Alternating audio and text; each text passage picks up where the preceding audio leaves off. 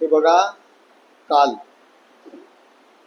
माननीय राजसाहेब ठाकरे एकनाथ शिंदे साहेबांना भेटण्याकरता नंदनवन या त्यांच्या निवासस्थानी गेले होते. त्यानंतर माध्यमांमध्ये बऱ्याच प्रकारच्या चर्चा सुरू झाल्या. काही लोक त्याच्यावरती टीका करू लागले, एकनाथ शिंदे साहेबांवरती टीका करू लागले. मला त्यांना एवढंच म्हणायचं आहे की दोन मित्र आहेत, हिंदू हृदय सम्राट शिवसेना प्रमुख माननीय बाळासाहेब ठाकरे यांच्या हिंदुत्वाच्या मुशीतून तयार झालेले कार्यकर्ते आहेत. कार्यकर्त्यांमध्ये लोकप्रिय दोन्ही नेते आहेत. ते जर एकत्र भेटले असतील, एकत्र चर्चा करत असतील, तर तुम्हाला पोटशूळ कशाला पाहिजे? आणि मी तर म्हणतो, माझ्यासारख्या शिवसैनिकाला खूप आनंद होईल, आनंद झाला. आणि महाराष्ट्रातील नव्हे तर हिंदुस्थानातील हजारो लाखो शिवसैनिक वाट पाहतायत एकनाथ शिंदे साहेब आणि राजसाहेब कधी एकत्र येतील. मी माझं वैयक्तिक मत त्या ठिकाणी मांडलेलं आहे की हे दोन्ही नेते जर एकत्र आले तर नक्कीच मराठी माणसासाठी आणि शिवसेनेसाठी हा मोठा आनंदाचा सोहळा ठरेल.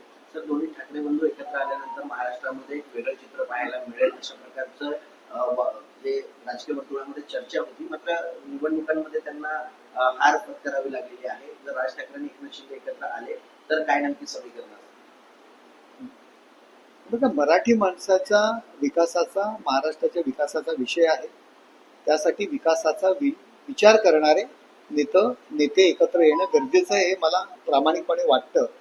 आणि तुम्ही म्हणत असाल संजय राऊत यावरती टीका करतायत की एकनाथ शिंदे यांनी शिवसेनेच्या पाठीत खंजीर खुपसलेलं आहे. मुळात पाठीत खंजीर खुपसण्याचं काम उद्धव ठाकरे आणि मंडळींनी केलेलं आहे. 2019च्या निवडणुकात शिवसेना भाजप युती म्हणून लढल्या विधानसभेच्या, परंतु निवडून आल्यानंतर सत्तेसाठी त्यांनी मराठी माणसाच्या पाठीत खंजीर खुपसला, शिवसेनेच्या विचारांच्या पाठीत खंजीर खुपसला आणि सत्तेसाठी त्यांनी सोनिया गांधींच्या चरणी लोटांगण घातलं आणि सत्तेसाठी लाचारी करून काँग्रेस बरोबर ही मंडळी गेली.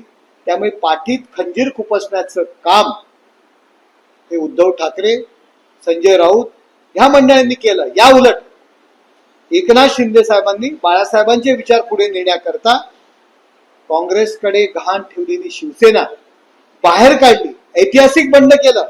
धनुष्यबाण पुन्हा एकदा हिंदुत्वाच्या विचारांचा आहे हे जगाला दाखवून दिलं. आणि शिंदे साहेबांनी गद्दारी केलेली नाहीये. यासाठी शिंदे साहेबांनी उठाव केला आणि काँग्रेसच्या आहारी गेलेली शिवसेना बाहेर काढली. आणि तुम्ही काय म्हणता शिवसेना कोणाची? अहो, शिवसेना कोणाची ही एकदा नव्हे, विधानसभेला सुद्धा लोकांनी दाखवून दिलं. एकनाथ शिंदे साहेबांचे 60 आमदार त्या ठिकाणी निवडून देत आहेत. नगरपालिकेच्या निवडणुकीमध्ये 2 नंबरचा पक्ष एकनाथ शिंदे साहेबांचा आहे, महाराष्ट्रातील जनतेने दाखवून दिलं. जिल्हा परिषदेच्या निवडणुकीमध्ये 2 नंबरचा पक्ष एकनाथ शिंदे साहेबांचा आहे, लोकांनी महाराष्ट्रातील जनतेने दाखवलं. महानगरपालिकेच्या निवडणुकीमध्ये 3 वेळा जनतेच्या निवडणुकीमध्ये, जनतेच्या कोर्टामध्ये ही शिवसेना एकनाथ शिंदे साहेबांची आहे हे शिवसैनिकांनी आणि महाराष्ट्रातील जनतेने प्रूव्ह केलं. तुम्ही काय शिंदे साहेबांवर टीका करतात? तुमची अवस्था न घर का न घाट का अशी परिस्थिती महाराष्ट्रातील जनतेने करून ठेवलेली आहे. आदित्य ठाकरे आणि राज ठाकरे एकाच अभिवादन करण्यासाठी शिवाजी पार्कात आले होते. चांगलं आहे ना, आम्ही नाही त्याच्यावर टीका करत. कशाला? छत्रपती शिवाजी महाराजांना अभिवादन करण्यासाठी एकत्र जर त्या ठिकाणी आले असतील तर स्वागत आहे. आम्ही एवढ्या कोत्या वृत्तीचे नाही आहोत. राजसाहेब आहेत, उद्धव ठाकरे साहेब आहेत, आणखी आदित्य ठाकरे आहेत, ते एकत्र येऊ शकतात. परंतु काल राजसाहेब जर एकनाथ शिंदे साहेबांना भेटले म्हणून तर त्यांच्यावर टीका होणार असेल आणि काही लोकांचं जर पोटशूट जर उठणार असेल तर त्यांना हे उत्तर मी दिले की तुम्ही लाचारी केलेली आहात, तुम्ही महाराष्ट्रातील जनतेशी लाचारी केलेली आहे, शिवसेनेच्या विचारांशी तुम्ही गद्दारी केलेली आहे. तर असं असताना नंदनवनमध्ये अनेक चर्चा आल्या, मात्र राऊतांचं म्हणणं आहे की नंदनवन तुम्ही सांगता ते शिवसेना चोरीतून झालेलं आहे. अरे मी तुम्हाला सांगितलं ना, बाळासाहेबांचे विचार, बाळासाहेबांचे हिंदुत्वाचे विचार आपण गहाण ठेवले. आपण 2019 साली शिवसेना भाजप युती म्हणून लढल्या.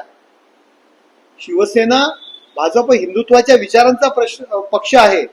ज्या बाळासाहेबांनी कायम हिंदुत्व म्हणून आपलं तत्व ठेवलं, ते बाजूला ठेवून काँग्रेसला काय विरोध केला. तुम्ही सत्तेसाठी सोनिया गांधींच्या चरणी लोटांगण घातलं. कुठे गेला तुमचा स्वाभिमान?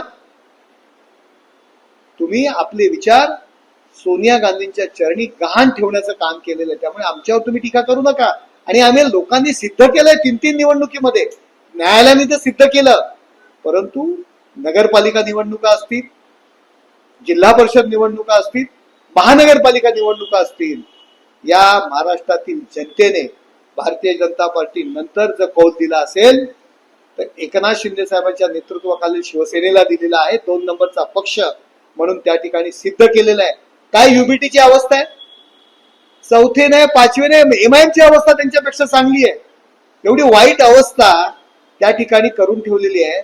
तुम्ही सांगा, सांगली असेल, नांदेड असेल, कोल्हापूर असेल, सातारा असेल, चंद्रपूर असेल, नागपूर, धाराशिव, अवा शहरातला पक्ष, ग्रामीण भागामध्ये सुद्धा नगरपालिका आम्ही जिंकलाय, जिल्हा परिषद आम्ही जिंकलाय, महानगरपालिका आम्ही जिंकतोय. प्रत्येक ठिकाणी आमचा माणूस निवडून येतोय. हे उद्धव ठाकरे यांच्या नेतृत्वाखाली कधीच शक्य झालं नव्हतं. ते एकनाथ शिंदे साहेबांनी हे शक्य केलेलं आहे.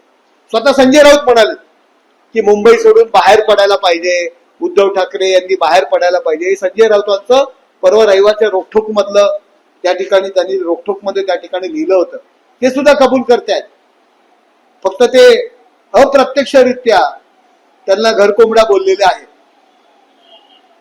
तर राज्यसभेच्या दोन्ही जागांवर दावा केलेला आहे ठाकरे गटांनी, आणि त्याची माहिती संजय राऊतांनी दिलेली आहे. आणि विधान परिषदेवर सुद्धा त्यांनी दावा केलेला आहे. हे बघा,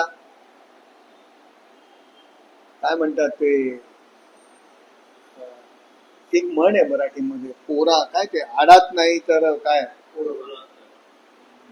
एक म्हण आहे. हा, पाणीच नाही तुमच्या विहिरीमध्ये तर पोरा टाकून काय उपयोग आहे का? उगाच मोठे मोठे रुबाब करतात, एवढ्या जागा लढू, तेवढ्या जागा, एकही जागा तुमची निवडून येऊ शकत नाही. ही तुमची अवस्था आहे. काँग्रेसने मदत केली नाही तर एकही जागा तुमची निवडून येणार नाही. कशाला मोठ्या मोठ्या गमजा मारतात? सर, अरविंद सावंतांनी खालच्या पदावर टीका केलेली आहे.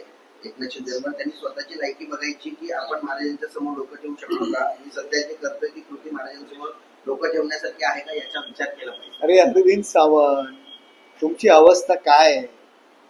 मतांसाठी हिरव्या टोप्या घालताय, मतांसाठी मुल्ला मौलवींची जाऊन पाया पडताय. तुम्हाला मतदान करावं म्हणून मशिदींमधून आदेश दिले गेले, बांग देताय मशिदीत जाऊन.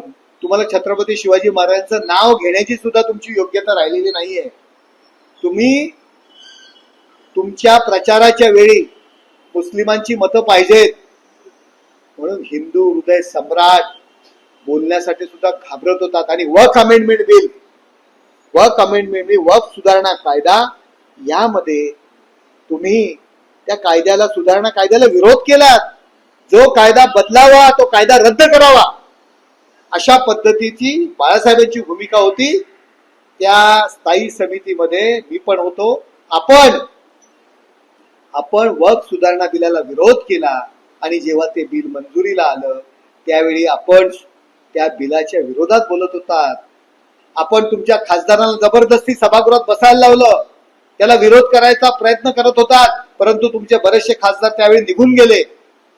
काय अवस्था, तुमची योग्यता नाहीये, तुमची पात्रता नाहीये. तुमच्या दिल्लीच्या घराबाहेर अतिक्रमण होतं, तुम्हाला ट्विट करावी लागते, विनवणी करावी लागते. इतक्या वेळचे खासदार आहेत, काय तुमची योग्यता? एकनाथ शिंदे साहेबांच्या बाबतीत त्यांचं नाव घेण्याची सुद्धा तुमची पात्रता नाही. सर, चंद्रपूर हे दुर्दैवी आहे, काँग्रेस पण त्याला जबाबदार आहे. भाजपला चंद्रपुरात सत्ता मिळवणं आमच्या एका गटाच्या पाठिंब्यामुळे हे खूप दुर्दैवी आहे, असं संजय राऊत म्हणाले. त्या लोकांनी भाजपाला जर मतदान केलं असेल तर तुमचा जर त्यांना विरोध असेल, ती लोक सांगतायत वरुण सरदेसाईने आम्हाला आदेश दिला, मग वरुण सरदेसाईंना काढा ना पक्षातून. वरुण सरदेसाई आणि सुषमाताई अंधारे यांना वारंवार या गोष्टी आम्ही घडामोडी सांगत होतो आणि त्यांच्या सांगण्यानुसार आम्ही भाजपला पाठिंबा दिलाय असं त्या नगरसेवकांनी सांगितलंय. तुमच्यात जर हिंमत असेल तर वरुण सरदेसाई, सुषमाताई अंधारे यांना पक्षातनं काढावं. संजय राऊत नुसते बोलता काय, बोलाची कडी आणि बोलाचा भात, ही जी तुमची अवस्था आहे, उगाच कशाला गमजा मारता. दिला भाजपला पाठिंबा तर दिला बोला ना, नाकारता कशाला. आणि नसेल तुमच्या मनाविरुद्ध जर दिला असेल तर वरुण सरदेसाई आणि सुषमाताई अंधारे यांच्या आदेशानुसार आम्ही ही भूमिका घेतली. तिथल्या स्थानिक युबीटी नेतृत्वाने सांगितलंय त्यांच्यावर ऍक्शन घ्या.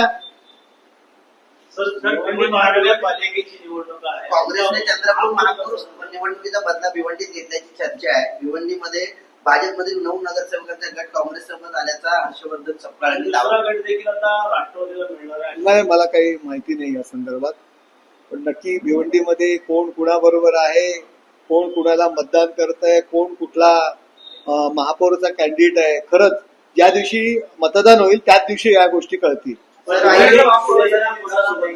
शिवसेना कोणासोबत असेल? शिवसेना कोणासोबत आहे? भिवंडीत शिवसेना युती बरोबर आहे, युतीच्या निर्णयासोबत आहे. सर, आम्ही कधीच कोणाचीही साथ आम्ही सोडत नाही. विलास पाटील यांना देखील अडकवण्यात आलेलं आहे. पहिलं कोणात विकास आघाडी एवढं शिवसेनेसोबत येऊन एक गट स्थापन करून पुढे महापौर बनवणार आहे. त्या तेव्हा विलास पाटील यांना अडकवण्यात आले. कायदेशीर काही गोष्टी आहेत. हे खरं आहे की विलास पाटील जे माजी महापौर आहेत, 2-3 वेळा महापौर त्या भिवंडी शहरात होते, त्यांच्या पत्नी महापौर होत्या, ते शिवसेनेसोबत ते येणार होते. त्यांचे 5 नगरसेवक त्यांच्या सोबत आहेत. हे एवढं मला माहिती आहे. बाकीचा भिवंडीचा विषय मला माहिती नाही. माहिती घेऊन तुम्हाला मी सांगतो. सर, अहिल्यानगर आणि यवतमाळमधील महाराष्ट्र टेस्टच्या कारवाईत काही गंभीर बाबी ज्या आहेत त्या निदर्शनास आलेल्या आहेत. उच्च शिक्षित जे तरुण आहेत त्यांना फसवलं जातं आणि फुटबॉलच्या क्लबच्या माध्यमातून ब्रेन वॉशिंग त्या ठिकाणी केलं जातं. हे बघा, महाराष्ट्रात नव्हे तर संपूर्ण हिंदुस्थानामध्ये देशविरोधी काही शक्ती आहे. म्हणजे मी तर त्यांना अर्बन नक्षलवादी म्हणेन. जे मोदी साहेब नेहमी म्हणत असतात की अर्बन नक्षलवादी हे फेसबुक असेल, सोशल मीडिया असेल आणि विविध माध्यमातून तरुणांची माथी भडकवण्याचं काम करत असतात आणि त्यांच्यावरती जी कारवाई होते त्याबद्दल मी ATSचं खास करून अभिनंदन करेन. आणि धाराशिवच नाही तर बऱ्याच ठिकाणी छोट्या छोट्या गावांमध्ये सुद्धा तरुणांची माथी भडकवण्याचं काम सुरू आहे. त्याच्यावरती योग्य ती कारवाई व्हायला पाहिजे. गणेश नायकांचं एक वक्तव्य आले समोर. येत्या काळात बुलेट ट्रेन सारखा मोठा प्रकल्प सुरू होणार असून यातून गुजरातमधील लोकांनी महाराष्ट्रात येऊ नये, तर महाराष्ट्रातील लोकांनी देखील गुजरातमध्ये जाऊन व्यवसाय सुरू करावा, असं आवाहन राज्याचे गृहमंत्री गणेश नाईक यांनी केलेले वारंवार चर्चेत असतात. त्यांनी मार्गदर्शन केलेलं आहे. त्याच्याबद्दल मी काय सांगू, चांगलं मार्गदर्शन केलेलं आहे. नवी मुंबईमध्ये सुद्धा तरुणांनी सर्वांनी रोजगार करावा ही माझी इच्छा आहे. सर, हिंदी में जानना चाहेंगे जो है कल